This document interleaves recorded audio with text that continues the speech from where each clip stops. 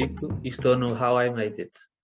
O meu nome é Frederico Teixeira de Abreu, tenho 28 anos, cresci e vivo, agora estou no Estoril, mas vivo em Barcelona, na verdade. Tirei licenciatura e mestrado em Economia no ISEG. Agora sou economista júnior no Focus Economics. Cheguei até aqui, sempre foi o que eu quis fazer, trabalhar na área da economia, mas no início foi um pouco difícil arranjar um cargo nessa área.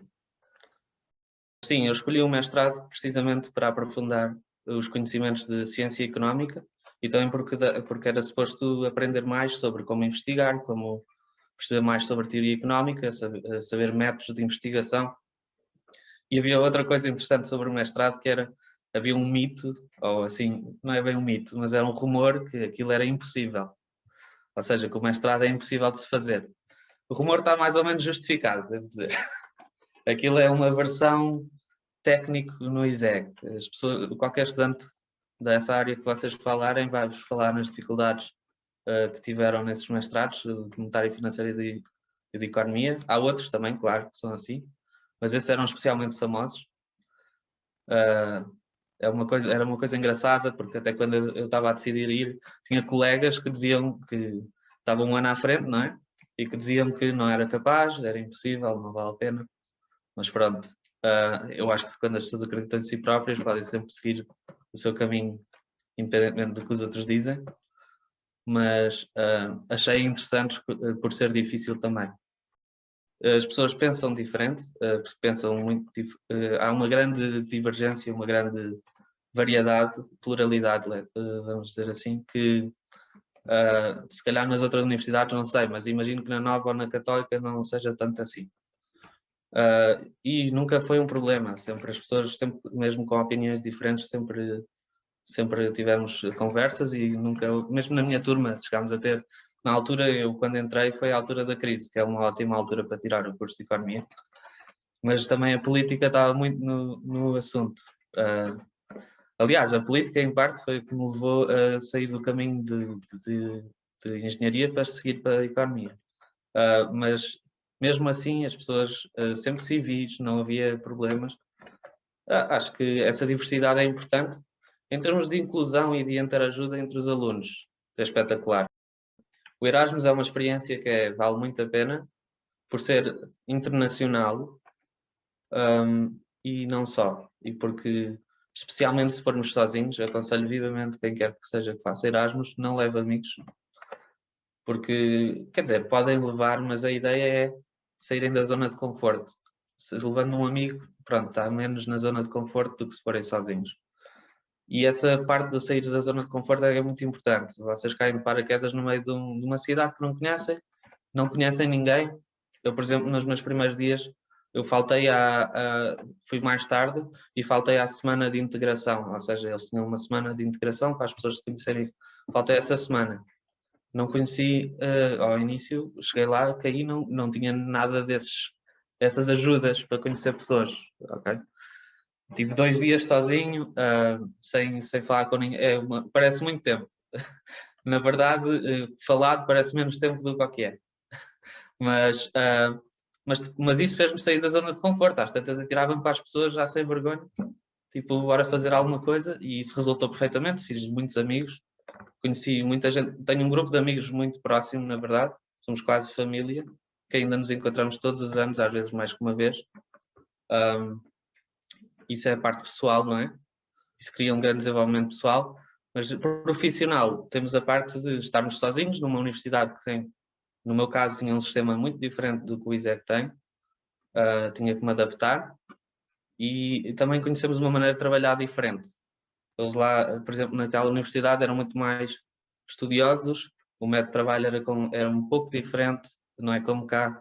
É engraçado ver, por exemplo, uma das coisas que percebemos é que em Portugal, nos trabalhos, para fazer os trabalhos para as cadeiras, temos muita tendência de atirar com palavras e inventar palavras para ver se aquilo fica mais rechonchudo, recheado, mas lá no Norte eles não fazem assim, pelo menos lá na Holanda não faziam assim, é mais para ser mais preciso, e é engraçado conhecer essas maneiras diferentes de trabalhar. E depois às tantas, acontece que muitas vezes nessas universidades vocês estão a trabalhar não com pessoas do país onde estão, eu não trabalhei com holandeses, mas com outros países, italianos, franceses, ingleses, o que seja, e conhecem várias maneiras diferentes de trabalhar. Acho que isso foi a ideia do projeto de Erasmus, na verdade. É muito positivo, é muito construtivo nesse sentido. Ok, bem, o meu papel é um bocado paralelo ao clube.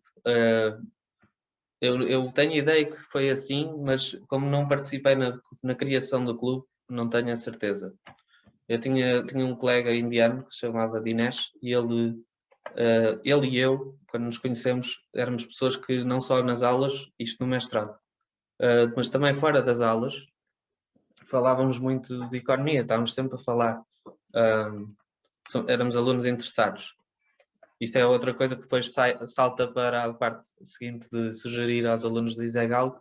Acho que é isso, é alimentar esta curiosidade.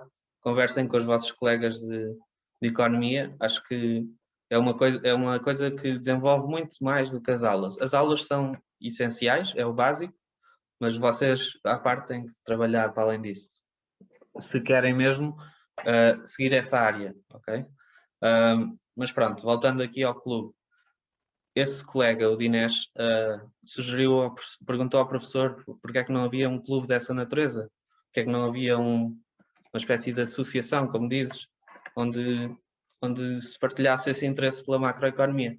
E o professor, que é o professor Luís Costa, achou uma grande ideia e eles, não sei como é que eles fizeram, se foi juntos, se foi só o professor Luís Costa, tiveram a iniciativa de juntar um professor da Nova e uma professora da Católica e os três juntos começaram umas sessões mensais do Lisbon Macro Club. E o que é que fazemos?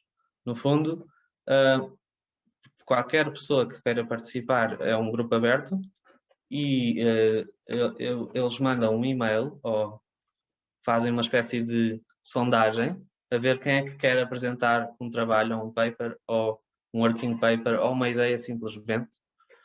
Uma vez um dos professores teve uma noite que estava muito entusiasmado, então desenvolveu uma ideia qualquer e apresentou depois no Lisbon Macro Club. Foi engraçado.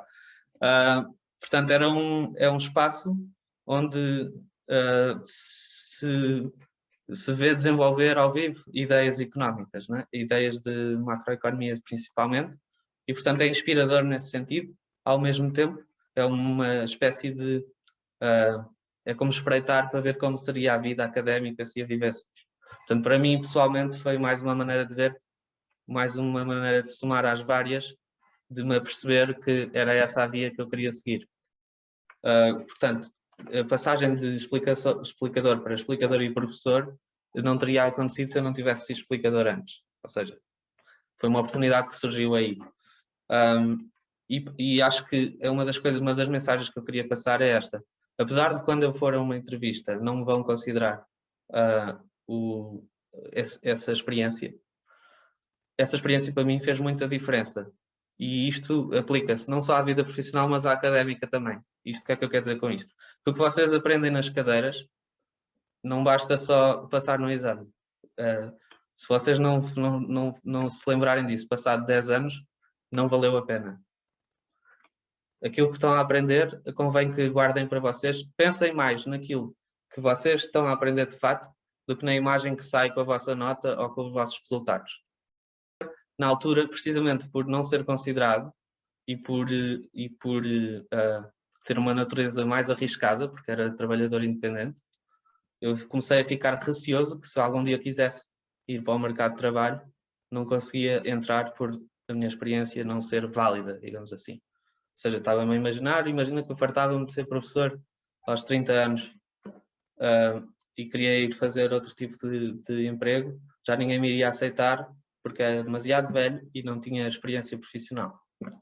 Isso foi o meu receio. Não sei se era justificado ou não, eu acho que era, pelo que eu venho a descobrir no mundo do mercado de trabalho mais de trabalho dependente, parece-me que nunca seria considerado essa experiência.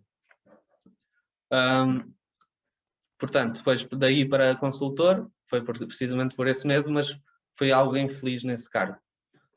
Não me trataram mal, mas simplesmente não era aquilo que eu gostava de fazer.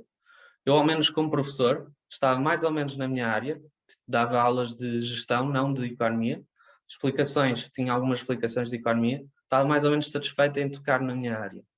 E a parte do ensino também é uma área que eu considero que vale a pena. Para mim era uma coisa que eu gostava. E por isso, quando passo daí para business analyst, era mais ou menos o que me chamavam no cargo de...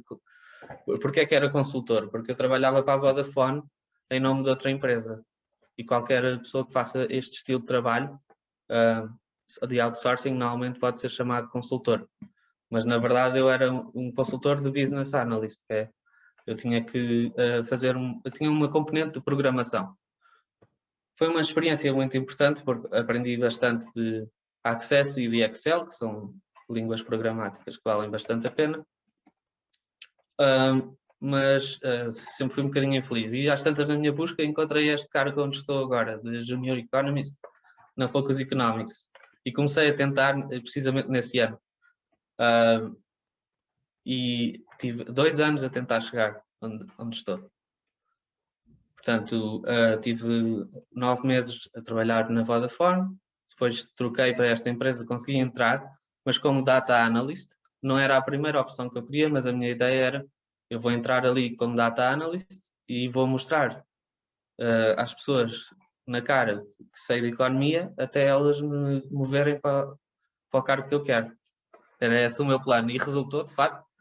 Às tantas abriram-se vagas e eu candidatei-me e eles aceitaram e pronto, trocaram de Data Analyst para economista. Portanto, isto para mim não foi tanto o decidir mudar. Quando eu estava a sair do meu caminho era quando eu estava fora da área de economia. No que toca à empresa, o cargo de analista de dados, no fundo, tinha muito de dados. No fundo, é só dados. Nós tratávamos de receber os dados, corrigi-los se fosse preciso, verificar que estão bem, acompanhar acompanhar o processo, no fundo, de recepção e de introdução de dados nas bases de dados e gerir as bases de dados. Nós aprendi bastante SQL nesse cargo. Agora que não lá estou, vejo que os meus colegas estão a aprender Python, que vocês já devem ter ouvido falar, é uma coisa que é essencial. E é interessante nesse aspecto, mas é um cargo muito técnico também. Tem muito à base de Excel e de SQL e agora de Python e de programação, mas tem pouco à base do cargo que eu tenho agora, que é mais de análise. Eu olho para os números e tenho que os interpretar, tenho que escrever sobre eles. É algo desafiante, porque é preciso ser-se muito preciso. Bem, como eu vos disse, o meu sonho é estar sentado num cargo de professor universitário a fazer investigação, especialmente a parte de investigação, mas também gostaria de dar aulas, não me importaria. Acho que eu gostei da experiência de dar aulas e ia gostar com certeza de... Acho que são uma coisa que se complementa uma à outra, digamos assim. Acho que seria difícil investigar sem ser professor e vice-versa. Porque a investigação aprofunda o interesse na matéria e o ser professor, eu acho que aprendemos muito com os alunos. Aquilo não é só de uma via, não se está só a ensinar, está-se a aprender também. Por isso, acho que esse é o meu sonho. Portanto, o meu futuro, como eu o vejo, eu penso ficar uns anos neste cargo de economista júnior, 3 ou 4 anos, dependendo daquilo como isto evoluir, até podem ser 5 ou 6. E ainda não decidi se vou fazer o doutoramento ao mesmo tempo que trabalho nesta empresa ou se vou procurar um doutoramento daqueles em que tenho que fazer a tempo inteiro e não pago, recebo para fazer o doutoramento. Eu gostava de voltar a viver em Portugal. Se pudesse escolher, aceitaria receber bem menos e aceitaria outras condições piores para poder viver em Portugal. Acho que Portugal não tem par, sinceramente, mas para já estou na idade em que se pode estar lá fora e, portanto, enquanto puder estar lá fora, estou. Depois, quando for para assentar, venho para cá. Bem, os conselhos, algum deles eu já os dei, para manter o pensamento crítico, Acho que o pensamento crítico é mais importante que as notas, mas não façam como eu, não deixem que isso vos custe muito. Eu sou nisso fui um bocadinho arrogante e acho que devemos ser humildes para, portanto, se conseguirmos manter o pensamento crítico e ser humildes o suficiente para aprender aquilo que as cadeiras têm para ensinar, é o ótimo, porque ao mesmo tempo que abrimos as portas, temos a capacidade depois de entrar e nos mantermos lá.